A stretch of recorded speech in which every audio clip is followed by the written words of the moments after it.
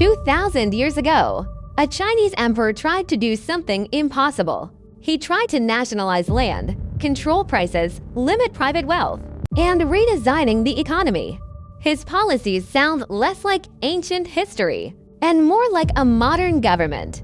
Because of this, some people on the internet have made a strange claim. They said this emperor was a time traveler. Of course, he wasn't. But the real story may be even more surprising. His name was Wang Mang. He lived at the end of the Han Dynasty, one of the greatest empires of the ancient world. He did not inherit the throne. He did not win it in battle. He took power through politics, through reputation, and through a promise to fix a broken empire.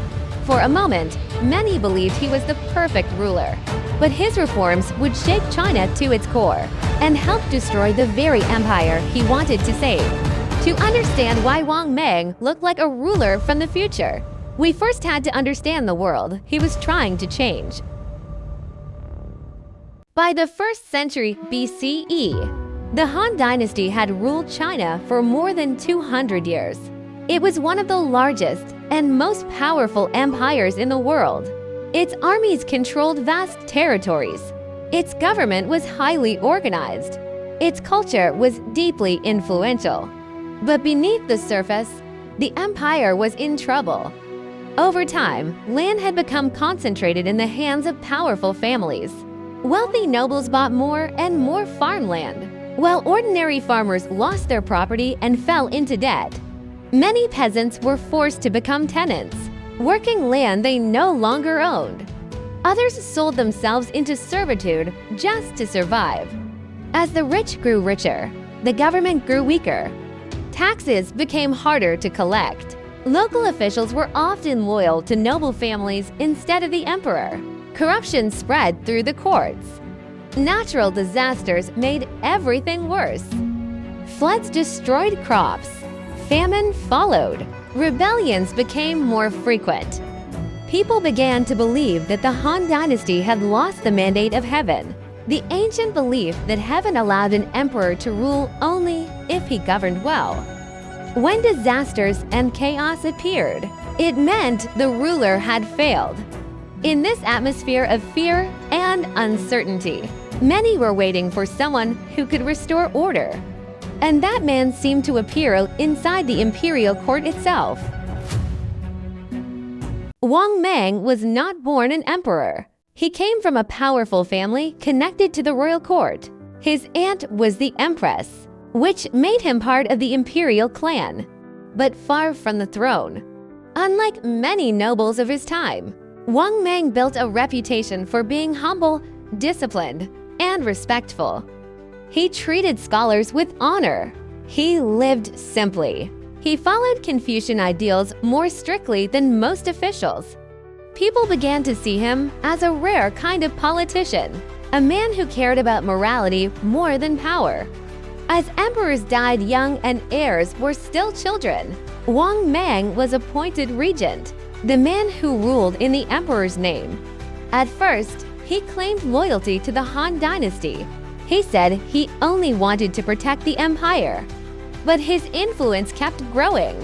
He controlled the court. He controlled the army. He controlled the government. Supporters praised him as a savior. Critics feared he wanted the throne. In the year 09 CE, Wang Mang made his move. He declared that the Hans had lost the mandate of heaven, and he announced the birth of a new dynasty, the Qin Dynasty. For the first time in 2 centuries, the Han Empire was gone. Wang Mang was now emperor, and he was about to begin one of the strangest experiments in ancient history. Once Wang Mang became emperor, he did not simply continue the Han system. He announced that the empire needed to be rebuilt from the ground up. He believed that the problems of China came from wealth inequality, powerful landowners, and uncontrolled markets. So he began a series of reforms that sounded unlike anything in the ancient world. First, he declared that all land belonged to the state. Private ownership of farmland was to be limited. Large estates would be broken apart. Land would be redistributed so that every family could farm. This idea shocked the nobility. For generations, powerful families had built their wealth on land. Now the emperor was telling them that the land was no longer truly theirs. Next, Wang Mang tried to limit slavery. He ordered that many slaves should be freed, and that buying and selling people should be restricted. In theory, this would protect the poor. In reality, it angered the rich and confused the entire system of labor. Then he moved to control the economy. He set price limits on goods. He tried to regulate markets. He created government monopolies on important resources. Merchants could no longer trade freely. Officials were told to manage supply and demand. In some cases, the government even tried to control loans and interest. To modern ears, these policies sound familiar. State control of land, restrictions on wealth, government management of markets. These ideas feel closer to a modern planned economy than to the ancient world. But Wang Mang did not stop there. He also changed the currency.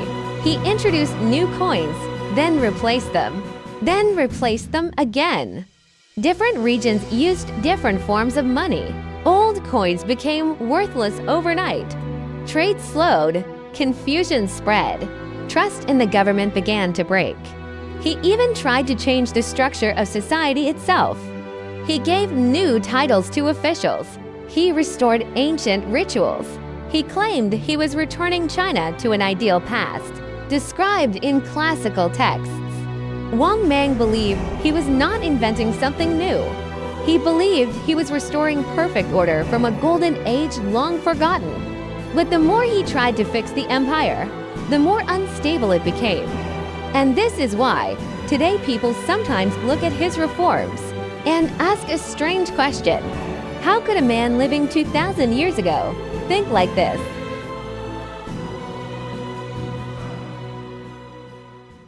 To modern viewers, Wang Mang's policies can feel strangely familiar. Government control of land, limits on private wealth, regulation of markets, state power over the economy. These ideas remind people of modern systems, especially those created thousands of years later. Because of this, some online theories claim that Wang Mang must have been a time traveler, but history offers a simpler explanation. Wang Mang was not thinking about the future. He was looking to the past.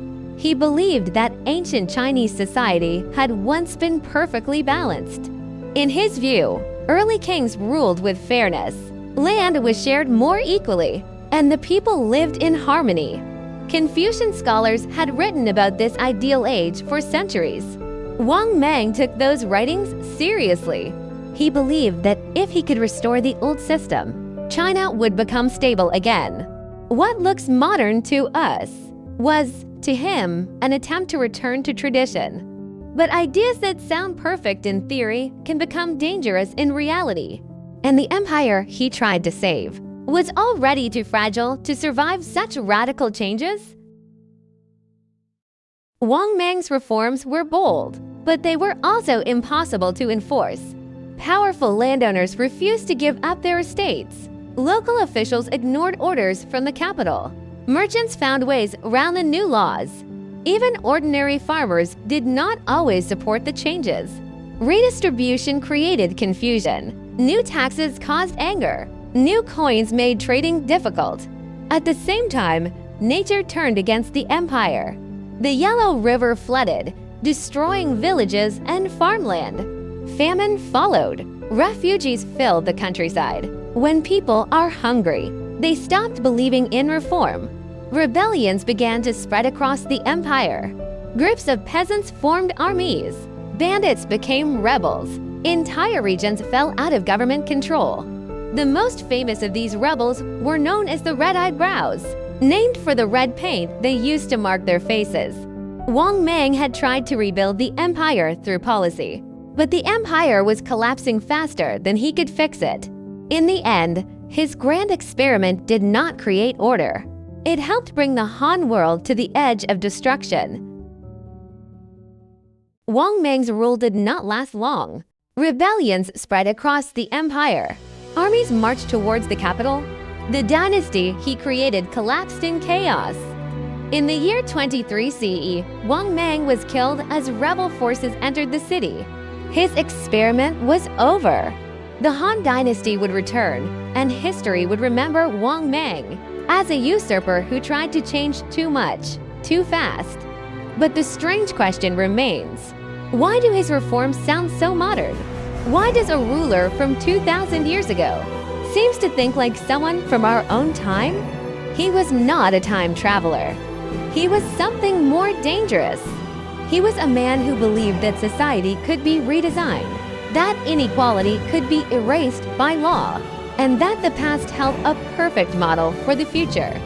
Wang Mang tried to rebuild the world through ideas alone. But empires are not rebuilt on ideas. They are held together by power, by stability, and by the limits of what people will accept. His vision was too radical for his time. His reforms were too sudden for a fragile empire. He wanted to create order, but he unleashed chaos.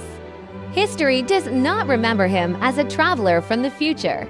It remembers him as a ruler who tried to force history to move faster. Then the world was ready to go. And that is why his story still feels strange today. Not because he came from another time, but because he tried to live in one that did not exist yet.